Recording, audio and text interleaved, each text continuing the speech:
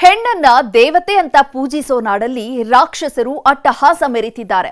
ಕಂದಮ್ಮಗಳು ಕಣ್ಬಿಡುವ ಮೊದಲೇ ಉಸಿರು ನಿಲ್ಲಿಸುವ ಕೆಲಸ ಮಾಡ್ತಿದ್ದಾರೆ. ಹಣದ ಆಸೆಗೆ ಮಂಡ್ಯದಲ್ಲಿ ಭ್ರೂಣ ಹತ್ಯೆ ದಂಧೆ ಎಗ್ಗಿಲ್ಲದೆ ನಡೀತಿದೆ.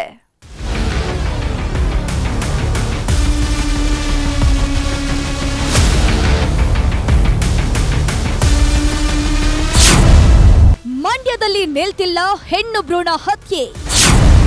ಕಾಕಿ ರೈಡ್, ನರಹಂತಕರು ಲಾಕ್. ಅದ್ಯಾಕೋ ಏನೋ ಮಂಡ್ಯದಲ್ಲಿ ಹೆಣ್ಣು ಭ್ರೂಣಗಳ ಸಂಹಾರ ನಿಲ್ಲೋ ಹಾಗೆ ಕಾಣ್ತಿಲ್ಲ. 6 ತಿಂಗಳ ಬಳಿಕ ಮತ್ತೊಮ್ಮೆ ಹೆಣ್ಣು ಭ್ರೂಣ ಹತ್ಯೆಯ ಸುದ್ದಿ ದೊಡ್ಡ ಮಟ್ಟದಲ್ಲಿ ಸದ್ದು ಮಾಡೋದಕ್ಕೆ ಶುರುವಾಗಿದೆ. ಎಷ್ಟೆಲ್ಲ ಕಾನೂನುಗಳು ಇದ್ರೂ ಕೂಡ, ಜಾಗೃತ ದಳಗಳನ್ನ ರಚಿಸಿದ್ರೂ ಕೂಡ ಹೆಣ್ಣು ಭ್ರೂಣ ಹತ್ಯೆಯನ್ನ ನಿಲ್ಲಿಸೋದಕ್ಕಾಗ್ತಿಲ್ಲ. ಹಣದ ಆಸೆಗಾಗಿ ಹೆಣ್ಣನ್ನ ಸಂಹಾರ ಮಾಡೋ ಪರಮ ಪಾಪಿಗಳ ಸಂಖ್ಯೆ ಕಡಿಮೆ ಆಗ್ತಿಲ್ಲ. ನಾಗಮಂಗಲ ತಾಲೂಕಿನ ಮಾವಿನಕೆರೆ ಗ್ರಾಮದ ಧನಂಜಯ ಅನ್ನೋರ ತೋಟದ ಮನೆಯೇ ಭ್ರೂಣ ಹತ್ಯೆಯ ಅಡ್ಡೆಯಾಗಿತ್ತು. ಸ್ಕ್ಯಾನಿಂಗ್ ಮಿಷನ್ ಇಟ್ಕೊಂಡು ಗರ್ಭಿಣಿಯರಿಗೆ ಪರೀಕ್ಷೆ ಮಾಡ್ತಿದ್ರಂತೆ. ಈ ಬಗ್ಗೆ ಮಾಹಿತಿಯನ್ನ ಕಲೆ ಹಾಕಿದ ಆರೋಗ್ಯಾಧಿಕಾರಿಗಳು ಹಾಗೂ ಪೊಲೀಸರು ರಾತ್ರೋರಾತ್ರಿ ದಾಳಿ ಮಾಡಿದ್ದಾರೆ. ಈ ವೇಳೆ ಮನೆ ಮಾಲೀಕ ಧನಂಜಯ, ಖಾಸಗಿ ಕ್ಲಿನಿಕ್ ನರ್ಸ್ ನಾಗಮಣಿ ಸೇರಿದಂತೆ 3 ಲಾಕ್ ಆಗಿದ್ದಾರೆ.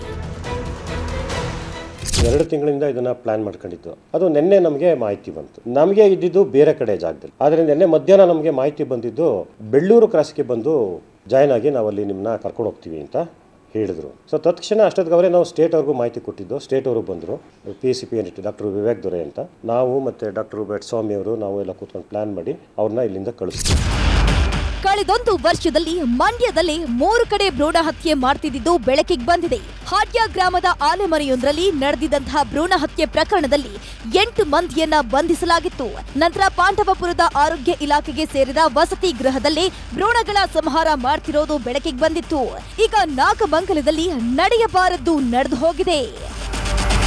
ಕದಬಳ್ಳಿ ಹತ್ರ ಮಾವಿನಕೆರೆ, ದೇವ್ರ ಮಾವಿನಕೆರೆ ಅಂತ, ಇವನ ಸ್ವಂತ ಊರು. ಅಲ್ಲಿ ಒಂದು ತೋಟದ ಮನೆ ಇದೆ, ಮೇಲ್ಗಡೆ ಫಸ್ಟ್ ಫ್ಲೋರ್ ಅಲ್ಲಿ. ಅಲ್ಲಿ ಇವರು ಸ್ಕ್ಯಾನಿಂಗ್ ಮಾಡ್ತಾರೆ. ಯಾರು ಮಾಡಿದ್ರೆ ಇವನು ಮಾಡಿಲ್ಲ. ಇವನ್ ಬದಲು ಅಭಿಷೇಕ್ ಅನ್ನೋಬ್ಬ ವ್ಯಕ್ತಿ ಈಗೇನು ಬೈಯಪ್ಪನಹಳ್ಳಿ ಇದ್ರಲ್ಲಿ ಸಿಗಾಕೊಂಡಿದ್ದಾನೆ.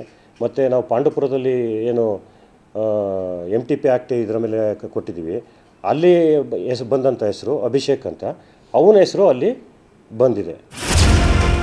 ಇದರ ಕಿಂಗ್ ಪಿನ್ ಆಗಿರುವಂತಹ ಅಭಿಷೇಕ್ ತಲೆಮರೆಸಿಕೊಂಡಿದ್ದು ಈತನಿಗಾಗಿ ಪೊಲೀಸರು ಬಲೆ ಬೀಸಿದ್ದಾರೆ.